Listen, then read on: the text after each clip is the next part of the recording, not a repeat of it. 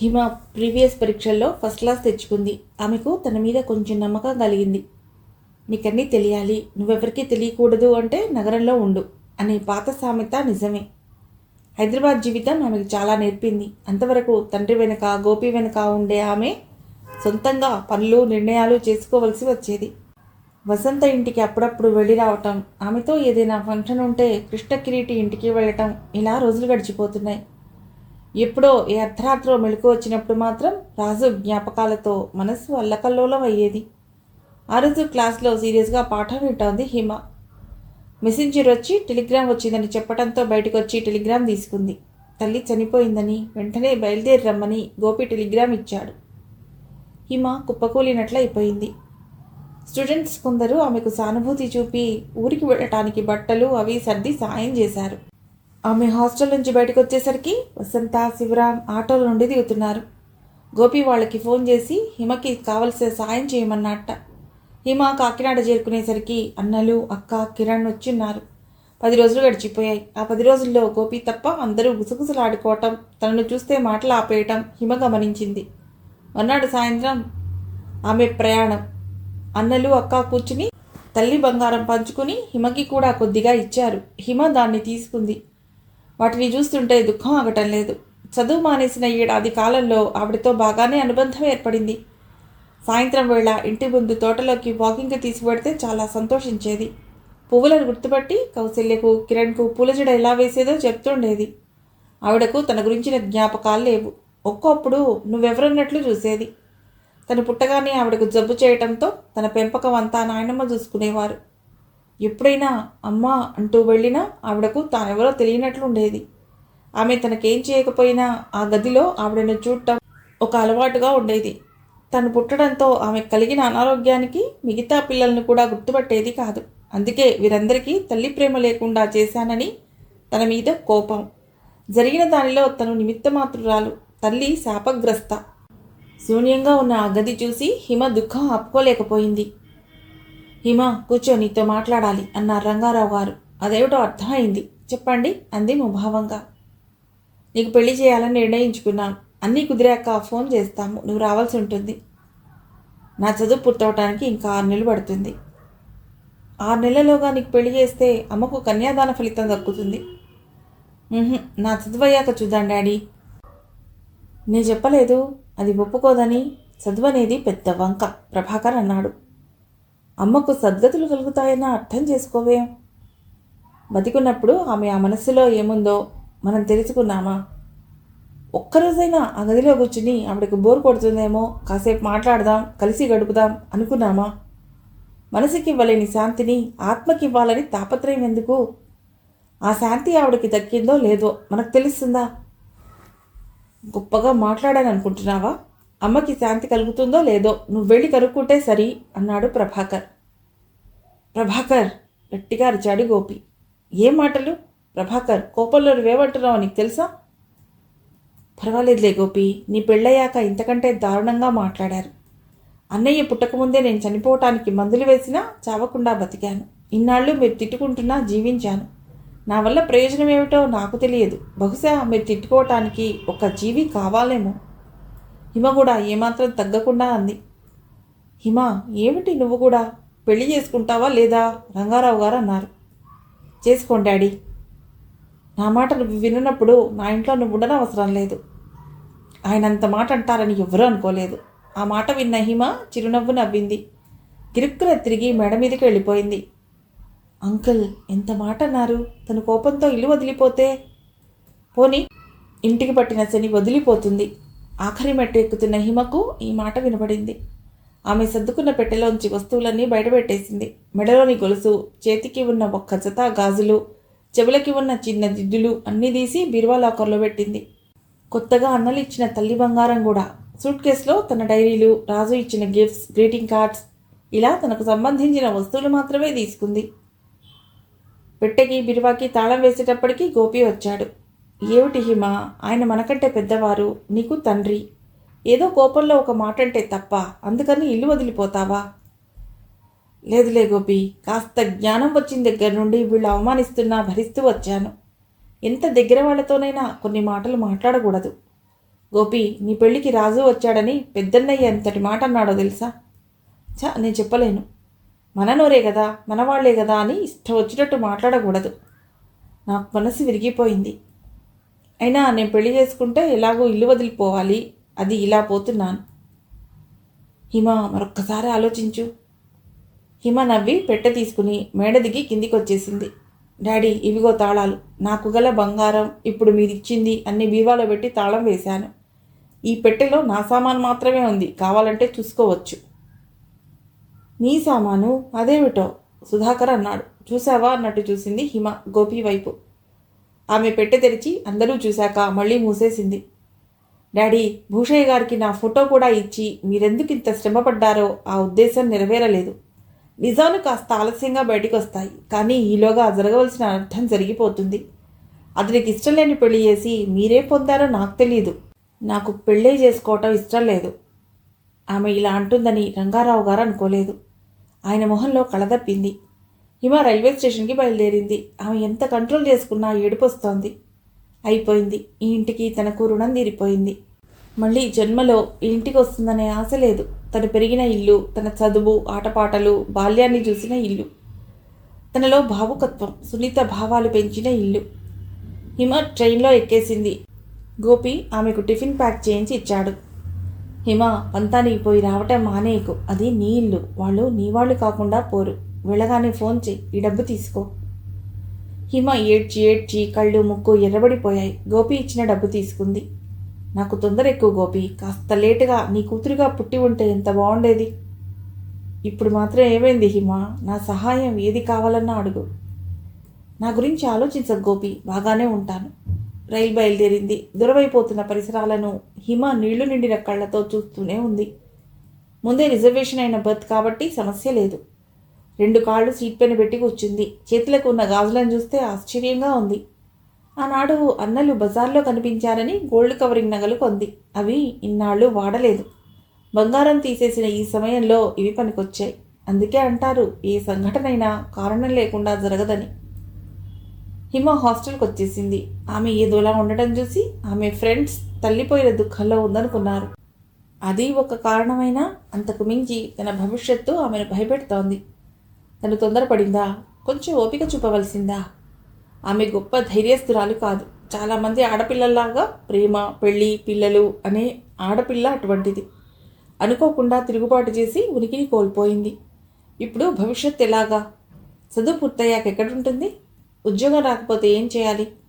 హిమ క్లాస్కి వెళ్ళి 4 రోజులయ్యింది. ఒక్కరోజు కాలేజీ మానేస్తే చదువు పాడైనట్టుగా బాధపడే హిమ ప్రయత్నపూర్వకంగా కూడా దృష్టి పెట్టలేకపోతోంది చదువు మీద.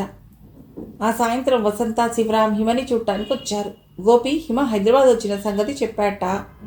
నువ్వు అప్పుడే వస్తావనుకోలేదు హిమ అంది వసంత. కాస్త ఓదార్పు మాటలయ్యాక హిమ అంది, అన్నయ్య, మీరు నాకు ఒక ఉద్యోగం చూసి పెట్టాలి. అలా అంటావేం హిమ? నీ చదువు? గోపి వీళ్లకు తను ఇల్లు వదిలిన సంగతి చెప్పినట్టు లేదు. దాచడానికి ఏముంది? హిమ తన విషయం చెప్పింది.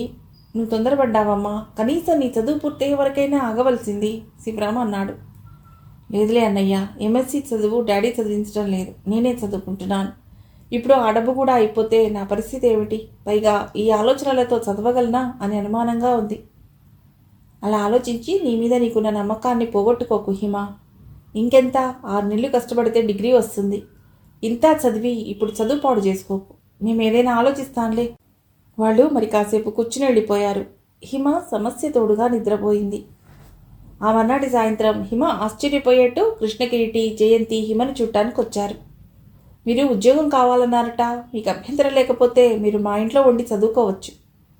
హిమ కంగారు పడింది. ఆహా, వద్దు, మీకెందుకు శ్రమ? ఇందులో శ్రమేముంది? మాతో పాటే మీరును ఇక్కడ ఉంటే ఈ ఆలోచనలతో మీరు చదువు పాడు చేసుకుంటారు. మా ఇంట్లో మీకే డిస్టర్బెన్స్ ఉండదు. కానీ మీరు ఆలోచించకండి హిమ. ఇటువంటప్పుడు మీకు కాస్త మార్పుగా ఉండాలి. అది మా ఇంట్లో మీకు లభిస్తుందనే నా నమ్మకం అంది జయంతి. హిమ ఎటో ఆలోచించలేకపోతోంది. తన దగ్గర డబ్బు అయిపోకుండా ఏదైనా ఉద్యోగం చేద్దామనుకుంది. కానీ ఒకసారి చదువు మానితే మళ్ళీ చదువుకోవడం కష్టం. ఇప్పటికే తనకి 25 ఏళ్ళు వచ్చేశాయి. ఇన్నాళ్ళు చదవడం కూడా విసుగ్గా ఉంది. హిమ మర్నాడే సామాన్ తీసుకుని కృష్ణకిరీటి ఇల్లు చేరింది. ఆమె పెయిన్ గెస్ట్గా ఉండటానికి వాళ్ళు ఒప్పుకున్నారు. లేకపోతే హిమ చదువు మానేస్తుంది. ఇంటి వెనుక ఉన్న అవుట్ హౌస్లో ఆమె నివాసం. 2 బెడ్రూమ్స్, హాల్, కిచెన్తో ఆ ఇల్లు కుటీరంలా బాగుంది. 2 పనివాళ్ళు, రాజయ్య, యాదమ్మ ఆమెకు తోడుగా ఉండేవారు. వాళ్ళు చిన్నప్పటి నుండి కృష్ణకిరీటిని పెంచిన వాళ్ళు. అందుకే అతడిని విడిచి వెళ్ళలేక కరీంనగర్లో వాళ్ళ కొడుకు రమ్మన్న ఓపిక ఉన్నంత వరకు ఇక్కడే ఉంటామన్నారట. కన్న ప్రేమ కన్నా పెంచిన ప్రేమ ఎక్కువ అనేది యాదమ్మ. ఒక్క జడ వేసుకుని కాటన్ చీరలు కట్టుకుని పద్ధతిగా ఉండే హిమ వారికి చాలా నచ్చింది. హిమ సెకండ్ ఇయర్ కూడా ఫస్ట్ క్లాస్లో పాస్ అయింది. చాలా రోజుల తర్వాత హిమ సంతోషంగా ఉన్న క్షణాలవి. ఆమెకు కృష్ణకిరీటి రికమెండేషన్తో ఒక ప్రైవేట్ కాలేజీలో ఉద్యోగం వచ్చింది. హిమ విద్యార్థి దశను దాటి గురువు స్థానంలోకి వెళ్ళింది. నేను ఇక వేరే ఇల్లు చూసుకుంటానంటే జయంతి ఒప్పుకోలేదు. మీరుండేది పెయిన్ గెస్ట్గా, మొహమాట దేనికి అనేది. బయటికి వెళితే మిగతా సౌకర్యాలు ఎలా ఉన్నా రక్షణ ఎలా ఉంటుందనేది ప్రశ్నే.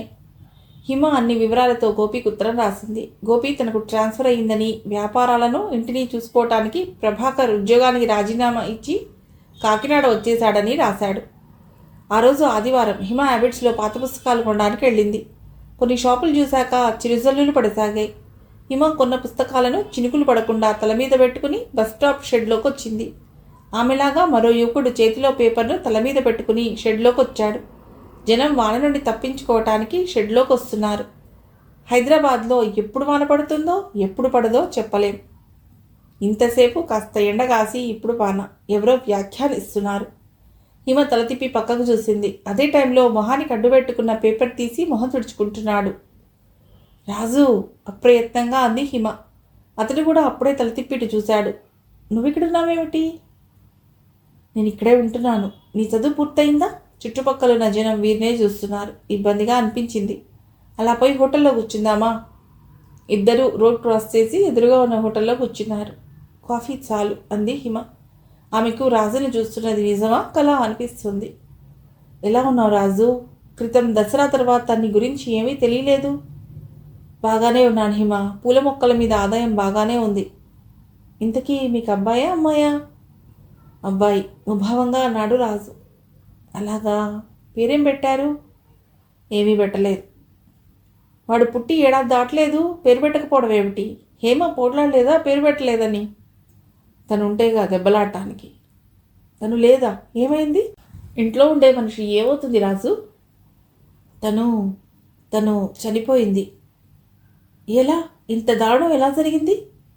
హిమకి ఏం వినవలసి వస్తుందో అని భయంగా ఉంది. ఇంతలో కాఫీ వచ్చింది. నెమ్మదిగా అన్నాడు రాజు. మావయ్యకు ఊళ్ళో చాలామందితో శత్రుత్వం ఉంది హిమ. అప్పులు ఇవ్వటం, వాళ్ళు తీర్చకపోతే వాళ్ళ ఆస్తి స్వాధీనం చేసుకోవటం, ఇదే పని. వాడి తల వీడికి, వీడి తల వాడికి మార్చటం. బాగా కోపంగా ఉన్న 4-5 మావయ్య మీద పగ తీర్చుకున్నారు. ఆ రోజు నేను రాసిన నాటకం రాజమండ్రిలో ప్రదర్శిస్తున్నారంటే వెళ్ళాను. హేమ ఒక్కత్తి ఉండలేక మావయ్య ఇంటికి వెళ్ళింది. ఆ రాత్రే మావయ్య ఇంటికి నిప్పు పెట్టారు. ఇలాంటివి జరుగుతాయా? నేను చెప్పానుగా ఒకసారి, ఆ పల్లెటూరు మనం అనుకునేంత అమాయకంగా ఉండదని. చుట్టుపక్కల వాళ్ళు నిద్రలేచి చూసేసరికి అత్తయ్య, హేమ మంటల్లో చిక్కుకుపోయి ఉన్నారు. రాజు, హిమ కళ్ళ వెంట నీళ్లు గారిపోతున్నాయి. నేను తెల్లవారుజామున ఇంటికి వచ్చేసరికి ఇది పరిస్థితి. అత్తయ్య వెంటనే మరణించింది. హేమ 4-5 రోజులు హాస్పిటల్లో బాధపడి మరణించింది. రాజు హిమతో మాట్లాడుతున్నట్టు లేదు. తనలో తను మాట్లాడుతున్నట్లుంది. మరి బాబు? మంటల్లో చూడగానే హేమ వాడిని బయటకు తీసుకురావడానికి ప్రయత్నించిందిట. వాళ్ళు తలుపులు గడియబెట్టారు. బాబుని వెనక గది కిటికీకి ఊసలుండవు, అక్కడి నుంచి బయటకు విసిరేసిందిట. మావయ్య వెనక గదిలో పడుకోవటం వల్ల మంటలు వ్యాపించే లోపున ఆయన కొద్ది గాయాలతో బయటపడ్డాడు. కానీ ఏం లాభం? ఆ అగ్ని ప్రమాదం చూసి ఆయనకు పిచ్చి పట్టింది. ఆయన కోసమే నేను ఈ ఊర్లో ఉన్నాను. ప్రస్తుతం ఆయన ఎర్రగడ్డలో ఉన్నాడు. హిమ మాట్లాడలేదు. మాటకి ముందు మా బావ తిడతాడండి అంటూ అమాయకంగా మాట్లాడే ఆ హేమ లేదా? తనని ఆప్యాయంగా పలకరించి ఆదరణగా అన్నం పెట్టిన ఆ మనిషి లేదా?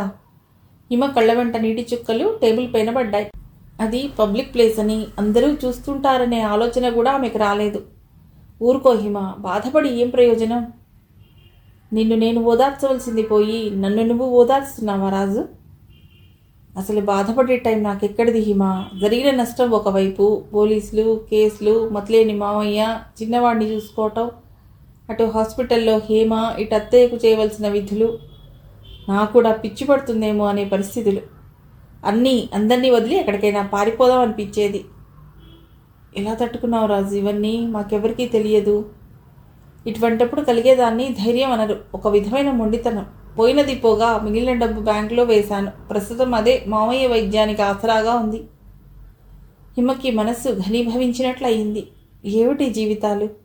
ఏం కోరి మనిషి ఇంత స్వార్థపరుడవుతున్నాడు? నాకు కూడా ఇవే ఆలోచనలు వచ్చేవి హిమ. ఊరందరి ఆస్తి పడేసుకోవాలనుకునే మావయ్య ఆఖరికి ఇల్లు కూడా లేకుండా చేసుకున్నాడు. సగం కాలిన ఆ ఇంటిని, చుట్టూ స్థలాన్ని, మావయ్య పొలాలని అమ్మేశాను. నా ఇల్లు, నేను పెంచే మొక్కలు అదే ఆధారం. మరి నువ్వు ఇలా వస్తే చిన్నవాడిని ఎవరు చూస్తారు? వాడు నాతో పాటే ఈ ఊర్లోనే ఉన్నాడు. చిన్న రూమ్ తీసుకుని ఉంటున్నాను. మందులు కావాలని ఇలా వచ్చాను. నువ్వు కనబడ్డా. నేను మీ అబ్బాయిని చూడవచ్చా? నేను మీ రూమ్ చూస్తాను. రాజు, హిమ అమీర్పేట్లో రాజు ఉండే రూమ్ చేరుకున్నారు. అంతవరకు పడిన వాన తగ్గి చినుకులు పడుతున్నాయి. ఆటోలోకి చల్లగాలి కొడుతోంది. నీ చదువు ఎలా సాగుతోంది? చదువు పూర్తయింది. ప్రైవేట్ కాలేజీలో లెక్చరర్గా చేస్తున్నాను. తను ఇల్లు వదిలేసి వచ్చిన సంగతి చెప్పలేదు.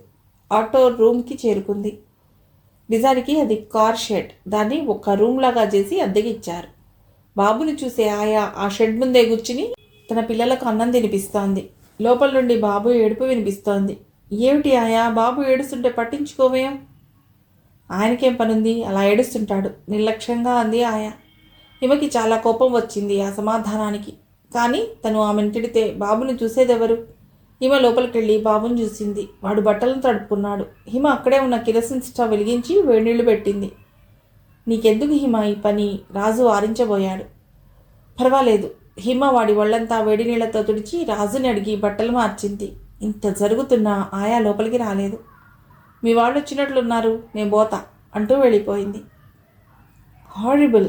ఏమిటి రాజు ఈ మనిషి? కొంచెం కూడా బాధ్యత ఉన్నట్టు లేదు. నువ్వేమనవా? అంటే మానేస్తారు. ఈ మనిషి నాలుగోది. ఎవరూ దొరకటం లేదు. వీడిని వెంట పెట్టుకు తిరగలేను కదా.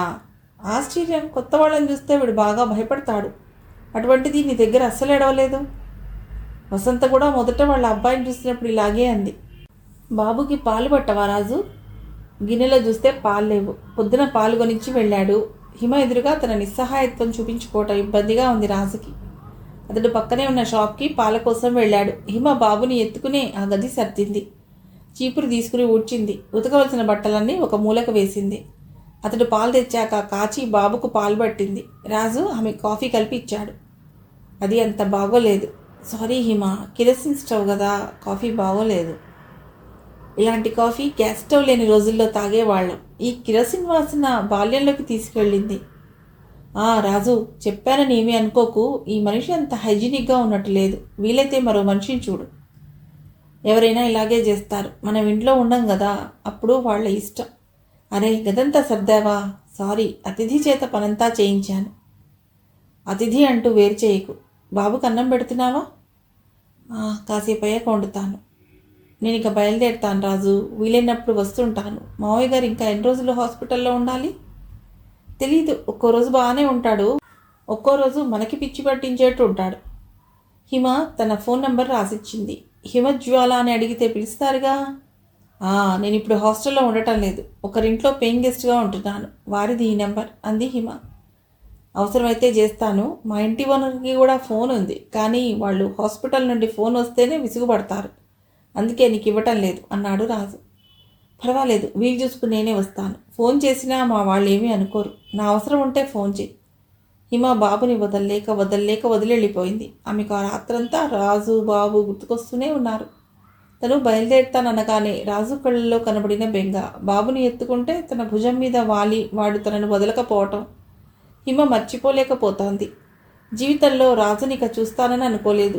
అటువంటిది భగవంతుడు మళ్ళీ అతన్ని తెచ్చి తన దగ్గర ఎందుకు పెట్టినట్టు? ఇంత పెద్దదైన తనకే తల్లి గుర్తుకొచ్చి ఏడుపోస్తుందే. అటువంటిది ఎంత చిన్నవాడు, తల్లి లేకుండా ఎలా? వాడికి పేరైనా పెట్టలేదు.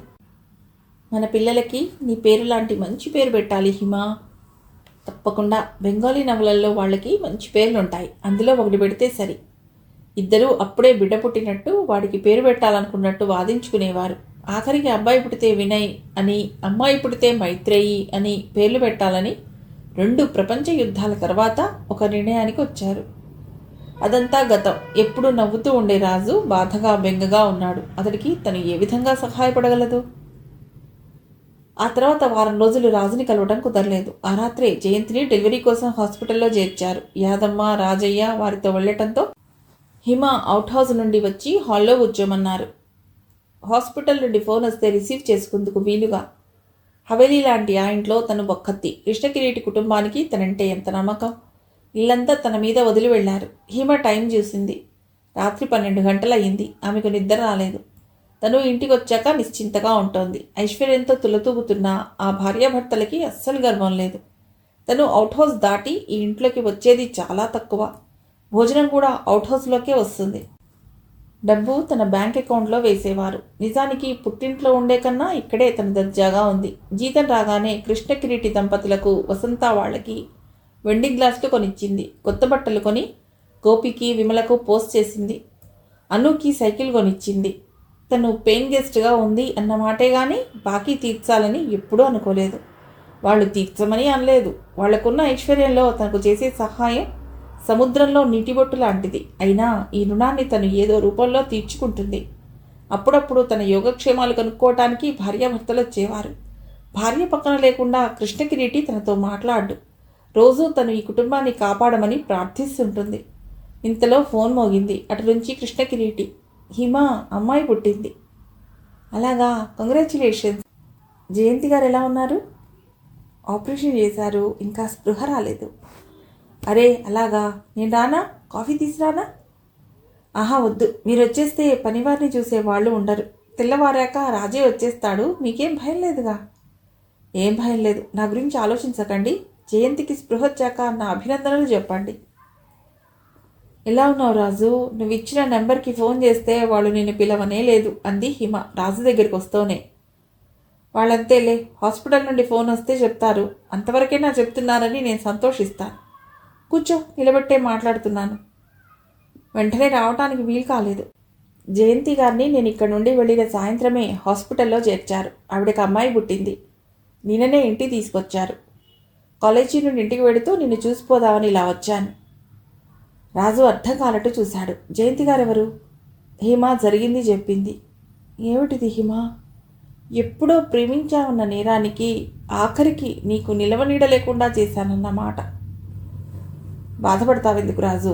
మనస్సాక్షికి వ్యతిరేకంగా నేను నడుచుకోలేకపోయాను. అందరూ నన్ను ఇల్లు విడిచి వచ్చేశాను అంటారు. పెళ్లి చేసుకుంటే ఎలాగా ఇల్లు దాటి వచ్చేదాన్ని కాదా? అది వేరు. ఇలా నా వల్ల నాకెందుకో బాధగా ఉంది. ఇంతటి ప్రేమకు నేను అర్హుడినా? అది నిర్ణయించవలసింది నేను.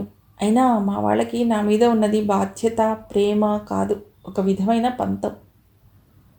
కానీ నువ్వు పిరికిదానివని, మీ డాడీతో మాట్లాడటానికే నువ్వు భయపడతావని గోపి చెప్తుండేవాడు. ధైర్యం అంటే ఏమిటి రాజు? అస్తమానము చుట్టూ ఉన్న వాళ్ళతో పోట్లాడటమా? చాలా విషయాలు మనం వాదించకుండానే జరిగిపోతుంటాయి. నన్ను మా వాళ్ళు పెళ్లి చేసుకోమని బలవంతం చేసి ఉండకపోతే నేను ఇల్లు వదిలి వచ్చేదాన్ని కాదు. కానీ ఇలా ఇన్నాళ్ళు బతికున్నన్నాళ్ళు. సరే, మన చర్చ అయ్యేది కాదు. అన్నం వండుతాను. చిన్నవాడికి తొందరగా అన్నం పెట్టాలి. ఇద్దరూ కలిసి వంట చేశారు. కానీ సరుకులన్నీ ఉంటే వంట చేయడం వేరు. ఇక్కడ ఉప్పు ఉంటే చింతపండు లేదు, కారం ఉంటే పసుపు లేదు. నెయ్యి లేకుండా చిన్నవాడికి అన్నం పెట్టకూడదు రాజు. అవన్నీ ఎలా కుదురుతాయి? హోటల్లో వాడికి అన్నం పెట్టడం మంచిది కాదని నేనే వండుతున్నాను. కనీసం వాడికి పేరైనా పెట్టకపోతే ఎలా? నువ్వే పెట్టు, నీకు ఇష్టమైన పేరు. మన ఇద్దరికీ ఇష్టమైన పేరు. అయితే ఇప్పుడు కాదు, మంచి రోజు చూసి గుళ్ళోనో పెడదాం. పటాటో పవెందుకు? వద్దు, ఏదో పేరు ఇప్పుడే పెట్టు. నాకులాగే వీడికి ఏ ముద్దు ముచ్చట జరగకపోతే ఎలా? నేను ఇక బయలుదేరుతాను. సెలవు రోజు చూసుకుని వస్తాను. ఆటోలో వస్తున్న హిమకి తెలియకుండా కన్నీళ్లు కారుతున్నాయి. తనకి ఇలాగే బారసాల, అన్నప్రాసన, అక్షరాభ్యాసం లాంటివి ఏవీ జరగలేదు. తన వల్ల తల్లికి ఏదో జరిగిందని ఆ వేడుకలు జరగలేదు. ఇక్కడ రాజు కూడా అదే పొరపాటు చేస్తున్నాడు. ఒక వ్యక్తి మంచికైనా చెడుకైనా మరో మనిషి కారణం కాదు. చిన్నవాడికి తనలా జరగకూడదు. తను అన్ని వేడుకలు జరిపిస్తుంది. మిగిలిన కథ తర్వాతి భాగంలో.